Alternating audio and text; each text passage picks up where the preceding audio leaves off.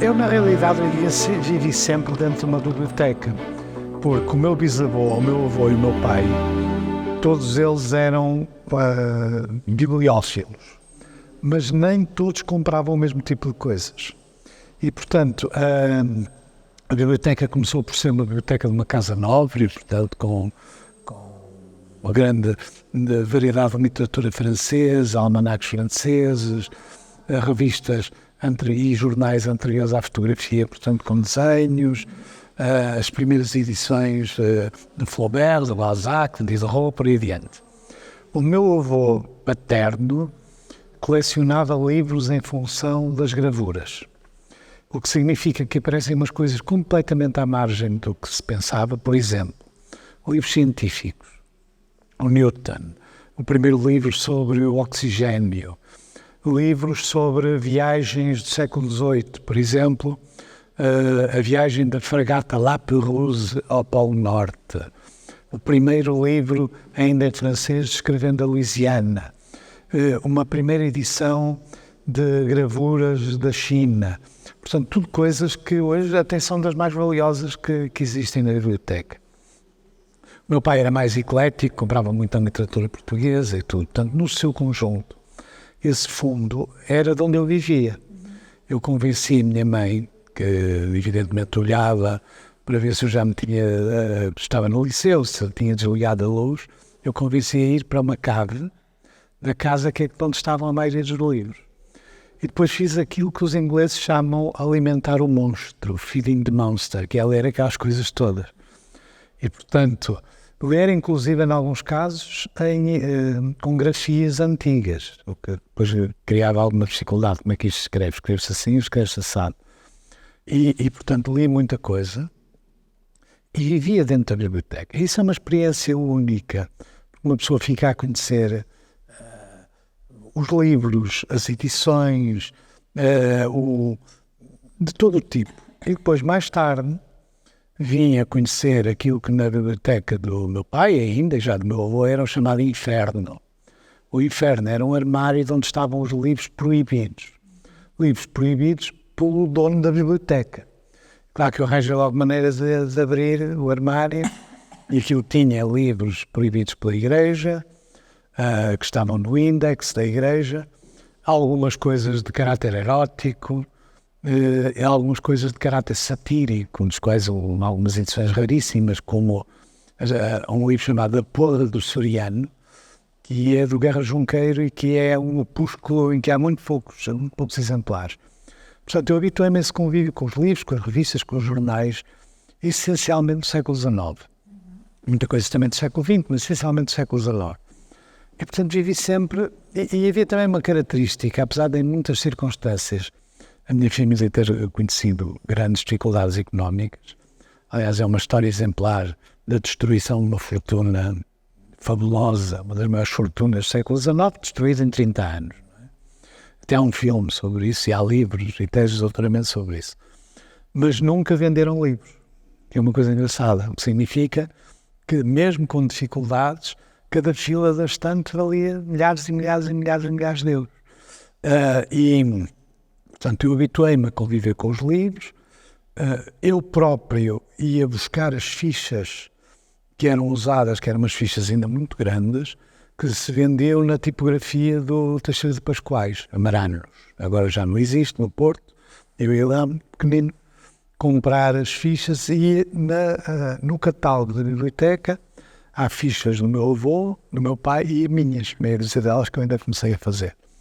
Depois, com a turbulência dos últimos anos da ditadura, eu participei em muitas atividades contra a ditadura e, portanto, tinha preocupação em guardar e esconder muitos materiais que eu sabia que eram perigosos. Panfletos clandestinos, documentos manuscritos e tal. Inclusive, cheguei a enterrar alguns, que comprei depois do 25 de Abril. E quando a PIDE me assaltou a casa, em 1973, não apanhou nada. Apanhou milhares e milhares e milhares de papéis e de comunicados, mas nada de muito decisivo. E foi tanta coisa que eu depois do 25 de Abril, quando fui lá tentar recuperar as coisas, muitas ainda estavam em embrulhos que ninguém tinha mexido. Apreendido na Rua Diogo Brandão e tal. Nunca ninguém tinha mexido, porque era de facto tanta coisa. E também não decorreu muito tempo entre o e o 25 de Abril. E tinha um problema, quer dizer, nunca tinha visto as coisas todas juntas. Portanto, umas estavam no armazém, outras estavam numa casa, outras estavam noutra casa, outras estavam guardadas em armários. E tentei ter um sítio onde as podia ver todas juntas. Nunca consegui. Nem hoje bem pelo contrário, é que não consigo de todo. Mas aqui há uns anos, há cerca de 12 anos, 13 anos, houve um amigo meu, que é provedor da Misericórdia da Figueira da Foz, que começou a dar-me os papéis dele. E eu achei que aquilo tinha importância, para além do aspecto pessoal, de serem papéis da sua vida. Ele tinha estado no Congresso Republicano de Aveiro, assim, da oposição, e o que eu fiz foi então começar a criar um blog e depois um site com essa informação. Comecei a receber voluntários e hoje temos de certeza o maior arquivo privado em Portugal e muito provavelmente da Europa. Eu não estou a dizer que seja o mais valioso, convém sempre também dizer isso. E tem muitos problemas de fundo que têm a ver com a dimensão. São 6 km distante, 500 ou 600 mil panfletos, de cerca de 100 países, dezenas de milhares de fotografias, dezenas de milhares de cartazes. A única coisa que nos tem a dizer as milhares são os objetos. E isso dá-nos a capacidade de fazer exposições como esta.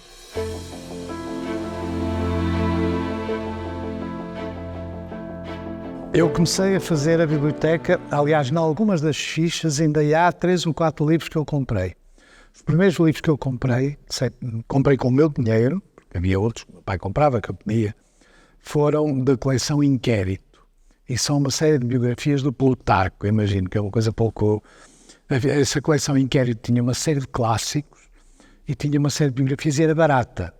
Os primeiros que comprei foi exatamente essa série de biografias de Plutarco, e depois algumas coisas clássicas e tal. Depois nunca mais deixei de comprar. Com a ambição de ter tudo. É uma ambição um pouco... Quer dizer, eu costumo dizer às vezes que isto é uma obra de loucura mansa, não é? Uma espécie de loucura mansa. Mas um aspecto importante é exatamente... o arquivo e a biblioteca são omnívoros. A gente quer comer tudo, quer ter tudo. Podia-se quase fazer uma coisa filosófica sobre o que é que isto significa. Eu costumo às vezes dizer na brincadeira que as pessoas ficam logo todas assustadas, que isto é uma maneira de lutar contra a morte, contra o efêmero. Portanto, é daí o nome do arquivo. Efêmero, que é uma coisa irónica. O que nós tentamos fazer é que as coisas não sejam efêmeras.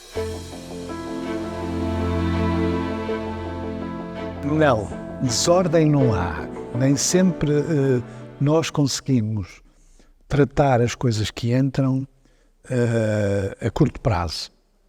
E claro que a gente depois, se tratar de um espólio, a gente sabe que é importante, dá-lhe prioridade. Mas se for ao nosso armazém em Santa Iria, encontra paletes e paletes e paletes cheios de sacos que não foram vistos ainda. Portanto, no entanto, eles estão na secção de não foram vistos. E à medida que vão sendo vistos, eles vão percorrendo os diferentes sítios, ou vão para os espólios, ou vão para a biblioteca, ou vão para arquivos por entidade emissora, pronto. E esse trabalho de organização é feito em grande parte por voluntários. O que nós fazemos é tentar seguir as regras dos arquivos, simplificando-as. Por exemplo, nós temos uma base de dados, essa base de dados é exportável para Excel, portanto significa que mesmo sendo simples, pode depois tornar-se complexa, mas não temos 40 campos na base de dados. Temos 10, pronto. E nem sempre catalogamos as coisas completamente, mas registamos a sua entrada. Portanto, há aqui fragilidades, mas que nenhuma delas impede o futuro. Por exemplo, nós temos cerca de 3 milhões de imagens digitalizadas. Na realidade, apenas 10% está publicado. E destes 3 milhões, não sei bem, 60%, 70%, obedecem às regras dos arquivos, ou seja, têm 300 dpi de resolução. Mas há 30, as primeiras, não tinham essa, portanto, têm que ser digitalizadas de novo. E com a ajuda dos nossos voluntários, nós vamos, se for, por exemplo, o nosso armazém do Barreiro, à entrada parece um caos. Porquê? Porque as pessoas chegam lá com o carro e despejam o carro. Mas à medida que vamos entrando para dentro, nós vemos mesas, uma pessoa a tratar do cinema, uma pessoa a tratar das coisas, dos panfletos turísticos, guias de viagem, uma pessoa a tratar da música, uma pessoa a tratar da culinária e das receitas históricas, uma pessoa a tratar do desporto vintage, que é como eles chamam, é um italiano, é um amigo nosso italiano. E, portanto, à medida que isso vai sendo tratado, isso vai para sítios pré-definidos nos diferentes armazéns e conjuntamente com uma espécie de inventário inicial. Portanto, mesmo apesar disso, e publicamos livros e fazemos exposições. E, portanto, um arquivo que é privado e que é manobrado por voluntários tem uma produção superior a arquivos com centenas de milhares de euros por mês. Tem que ir visitar, não há nada como visitar. E era uma das perguntas que eu para fazer. Se é visitável? Quando as pessoas combinam connosco, na terça-feira no Barreiro, quinta-feira em Santeiria. Recebemos grupos de estudantes, recebemos grupos excursionistas, grupos de universidades de terceira idade, pessoas que são interessadas numa determinada matéria, ou porque estiveram na guerra em Angola e querem ver os materiais que nós temos. Portanto, sim, não é perfeito. Neste sentido, às vezes as pessoas querem ver uma coisa que está noutro sítio. E às vezes nós não temos tempo para procurar em devido tempo essa coisa e trazê-la para um sítio onde eles podem consultar. Portanto, há algum caos neste tipo de processos. Mas também é o preço que se paga por termos uma despesa mensal muito pequena e, portanto, sustentável. E depois há outros aspectos que também correspondem a fragilidades. E nós sabemos, temos consciência delas e vamos tentando resolvê-las. A dispersão é má, mas está a ver, uma coisa que tem 6 km distante não pode estar toda no mesmo sítio. Tanto mais que nós usamos os armazéns com contrapartidas ou pagando rendas mais baratas. As 6 casas da Vila da Marmeleira, que têm os espólios mais valiosos, são minhas e, portanto, lá estão os espólios. Uns estão num processo já mais avançado e outros menos.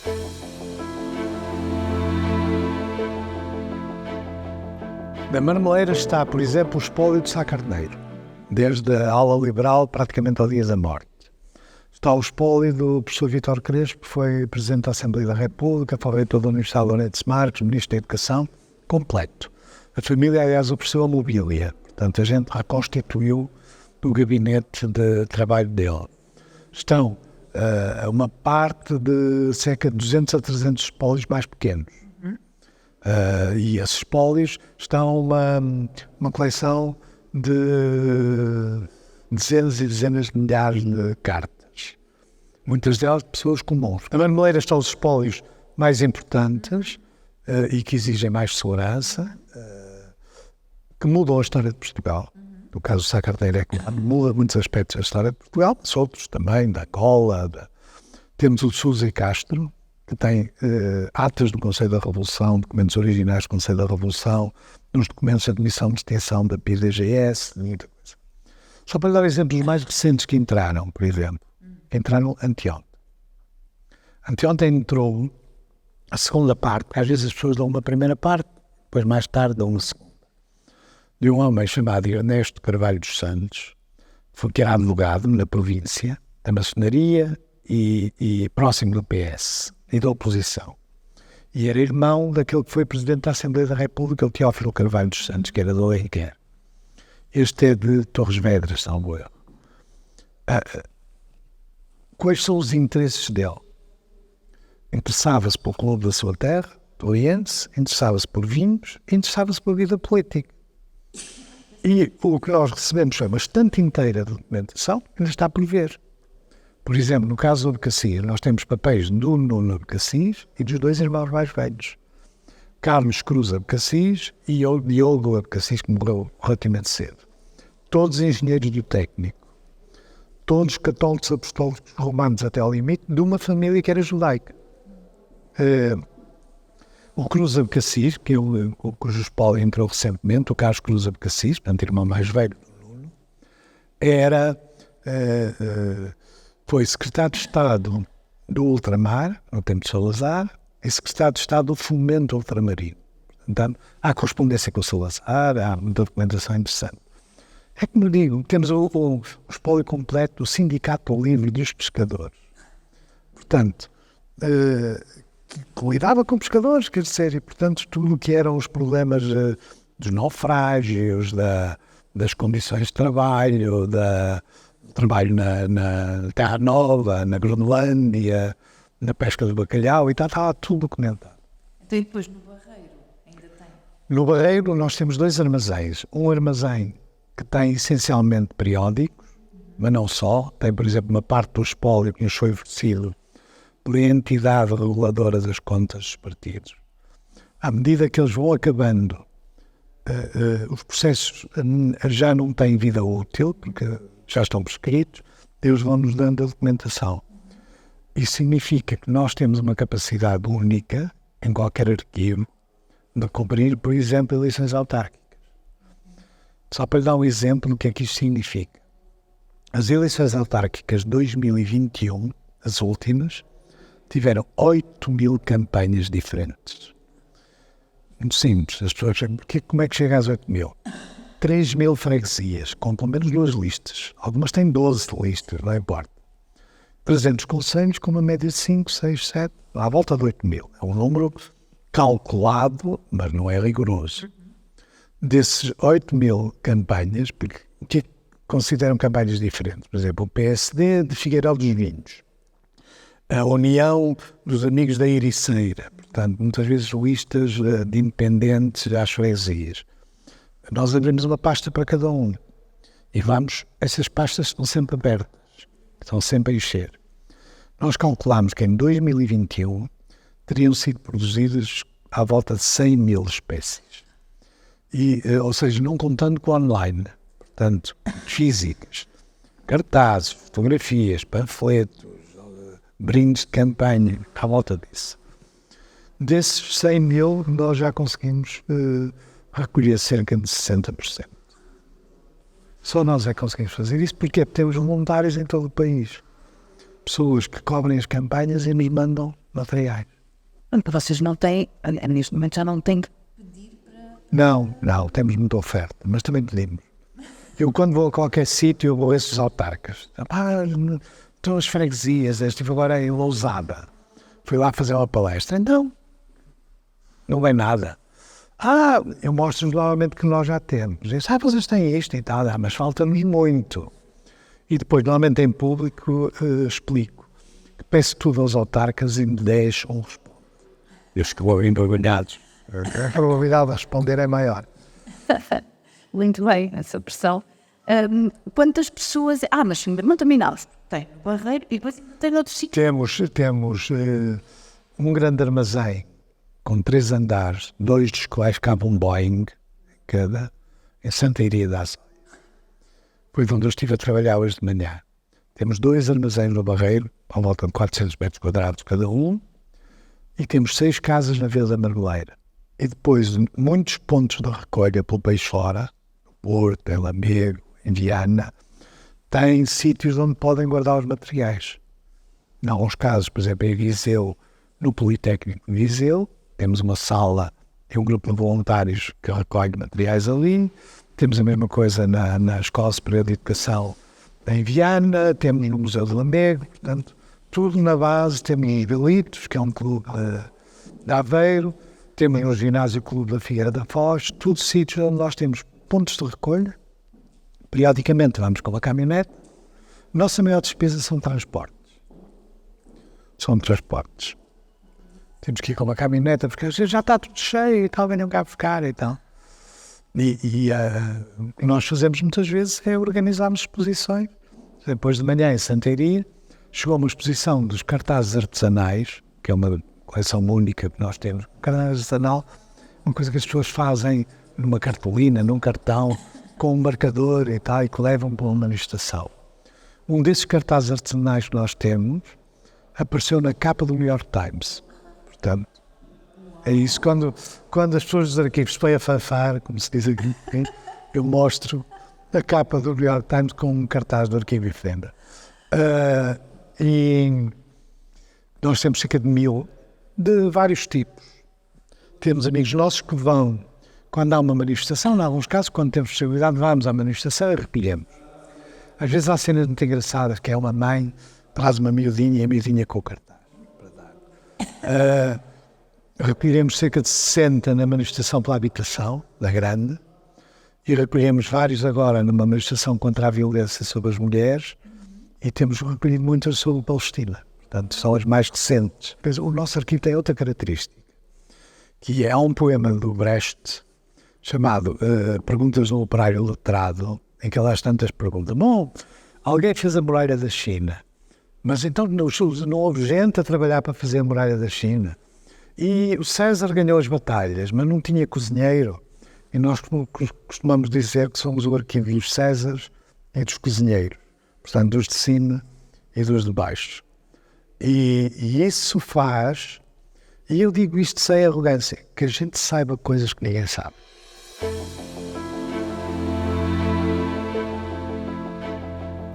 Por exemplo, nós lidamos com um espólio, não é muito grande, de uma rapariga cega, que viveu sempre em instituições de assistência. Nos anos 20, 30, 40.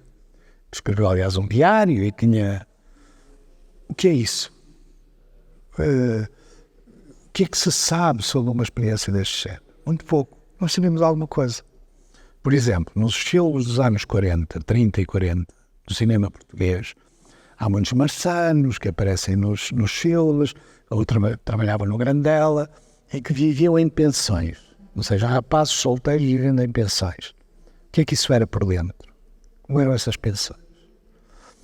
E, por exemplo, encontramos uma correspondência entre dois namorados, que aliás é o nosso maior sucesso editorial, que se chama Morcinho, que é a palavra mais comum. É uma correspondência amorosa, e é muito interessante sobre a condição feminina, porque ela é uma rapariga com 15 anos, começa a namorar com 15 anos, não sabe nada da vida e ele sabe demais, não é? Portanto, ali há uma... E ela vai aprendendo, vai ganhando manha. Mas ele vive numa pensão destas, que era uma coisa que era muito comum em Lisboa. Agora já não há praticamente este tipo de pensões. E, por exemplo, a gente sabe que era um rapaz solteiro vivendo numa pensão em 1941, 42. Portanto, a gente sabe coisas que, de facto, não são estudadas, porque a universidade é muito conservadora, não tem imaginação nenhuma para os temas fora dos temas mais ou menos standard. Quando às vezes vão lá professores e alunos que estão à procura de doutoramento e tal, essa matéria é muito interessante, então eu vou-vos mostrar o que é que nós temos. Eu abro num armário com 90 pastas, eles assistem. Portanto, a gente aí também tem essa experiência, que é o papel da dimensão Mas não é só o problema da dimensão, é falta de imaginação. É as pessoas não terem capacidade para saírem do que é habitual. Por exemplo, esta exposição que está aqui. Estas partituras são, do ponto de vista gráfico, muito bonitas, mas há muita coisa que se liga com elas. Elas são, na sua maioria dos casos, anteriores à rádio. Portanto, a gente percebe que havia um mundo comercial, que elas eram vendidas e havia um mercado para estas partituras, porque as pessoas tinham ou piano em casa e tocavam em casa, ou bandolim, ou outro instrumento, ou tinham coletividades onde se cantavam e tocavam estas músicas. Com o aparecimento do rádio, há uma enorme decadência deste tipo de produtos. Portanto, a gente acaba, por coisas muito especiais e muito soltas umas das outras, por ter uma capacidade de perceber fenómenos que muitas vezes não são muito conhecidos. E como nós não fazemos a distinção entre biblioteca, arquivo e museu, nós podemos fazer exposições usando as três coisas. Não é o caso desta, Mas, por exemplo, esta é também por causa dos livros. Aqui objetos. Os objetos são o grande sucesso de qualquer exposição. Nós temos meia dúzia de objetos que eu utilizo para calar adolescentes. Um dos piores públicos que me imagina são adolescentes. Tudo telemóvel, não ligam nenhuma. E nós temos 2 ou 3 coisas para calar os adolescentes. E uma delas é um par de sapatos. Par de sapatos é um perfeitamente comum. Eu pego no par de sapatos, fica tudo. O que é que este homem está a mostrar um par de sapatos? E calam os telemóveis. E eu faço render a coisa e tal, e depois digo, porque isto não são par de sapatos normais. Eles têm entre a sola e a parte de cima uma serra. Foram feitos para que as pessoas que fossem presas com eles pudessem levar uma serra escondida para a prisão. Deve imaginar, a partir daí tenho a atenção toda. Eu sei. Portanto, e muitas vezes esta conjugação de livros, materiais de arquivo e objetos é para nós interessante. Por exemplo, nós estamos a preparar uma exposição intitulada Casar, que é uma coisa que as pessoas não... que tem muito a ver com a quantidade de coisas. Nós temos muita coisa. Nós somos grandes partidários da quantidade. A maioria das pessoas é grande partidária da qualidade. O que é que significa? Significa que a gente tem milhares de fotografias de casamentos. Que é a primeira coisa que as pessoas deitam fora. É uma coisa... A gente sabe estas coisas. Quando nós somos especialistas em funerais, divórcios, mudanças de casa. E nestes casos, as pessoas deitam muita coisa fora. E uma das primeiras coisas que deitam são fotografias de casamento. Não me pergunto porquê, mas certamente são muitas, de um modo geral, deitam fora. Como nós temos muitas, nós começamos a perceber padrões. E depois esses padrões ajudam-nos a ligar as fotografias dos casamentos à condição socioeconómica, à coreografia do casamento. Por exemplo, é muito interessante ver que, às vezes, aquela fotografia em que toda a gente tira a fotografia, com os noivos no meio, as crianças estão à frente. Ainda não encontrei uma única criança feliz. Ou estão a chorar, ou estão de trombas. E, portanto, estas coisas só porque a gente tem muitos. Não há praticamente, por exemplo, apesar de a gente ter milhares de fotografias, não há praticamente casamentos mistos. Há casamentos entre negros. Porque a gente também tem fotografias das colónias, tem fotografias... Não há praticamente casamentos mistos. É muito interessante, às vezes, os pais da noiva e os pais do noivo. E os pais da noiva são ricos e os pais do noivo são pobres. E aquele grupo é muito interessante sobre as condições sociais. Portanto, acresce que nós temos vestidos de noiva. Alguns especiais. Por exemplo, temos um vestido de uma noiva anticlerical do Barreiro. Era contra a igreja. Não queria casar na igreja, mas queria um vestido de noiva. Então encomendou a uma costureira um vestido de noiva branco e tal, diferente dos vestidos de noiva. Nós temos o vestido, para mim são todos iguais, mas as pessoas são diferentes. Temos o vestido, temos as fotografias do casamento e temos o relato destas circunstâncias. Portanto, esse vestido vai ser um sucesso à exposição sobre casamentos. A gente diverte-se imenso, não tem um momento de aborrecimento.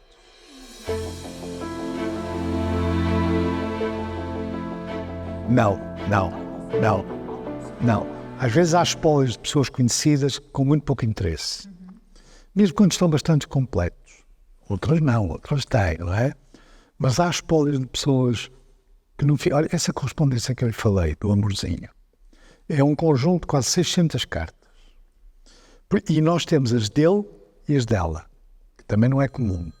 E estavam metidas na gaveta de um móvel que ia para o lixo. Portanto, em bom rigor, foram salvas do lixo.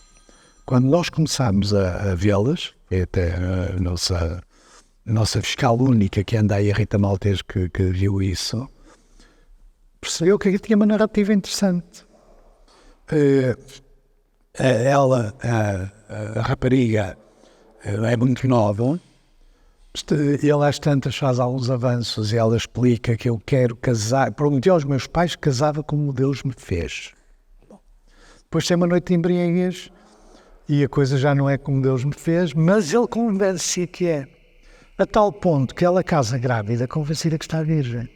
E a correspondência é genuína, porque ela diz, tu estás como Deus te fez, vê ponto. Entretanto, já ela anda, não tem menstruação, portanto já anda. É uma história sobre a condição feminina fabulosa. E isso tudo nas cartas? E isto tudo nas cartas. Ele, por exemplo, está com ela poucas vezes, porque ele é empregado de escritório, portanto, numa empresa que trabalhava em barragens, e, portanto, vai para um sítio, vai para outro, vai para outro. Para além da história da pensão, por exemplo, uma da altura, ela diz-lhe, eu vou-te arranjar uma criadinha para te lavar as costas. Noivos. Muitas dessas coisas não são... E diz aquilo com a maior das normalidades.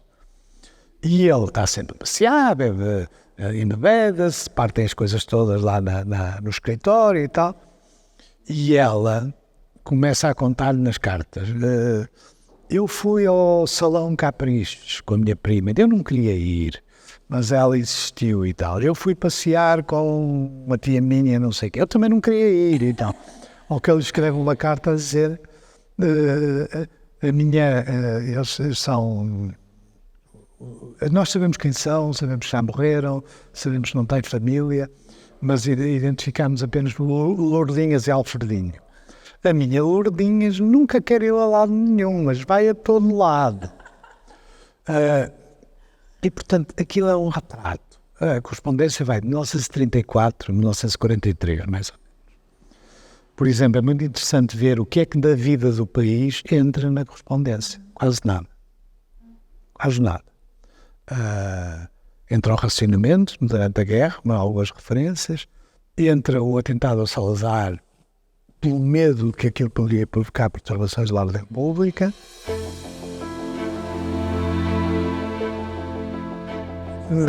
Não, porque a gente não conhece as pessoas, não sabe quem são. Não. A gente olha para aquilo de forma... Há sempre um elemento voyeurístico. É impossível que não haja. Por exemplo, nós temos muita correspondência a aerogramas no tempo da Guerra Colonial. Mas, por exemplo, há um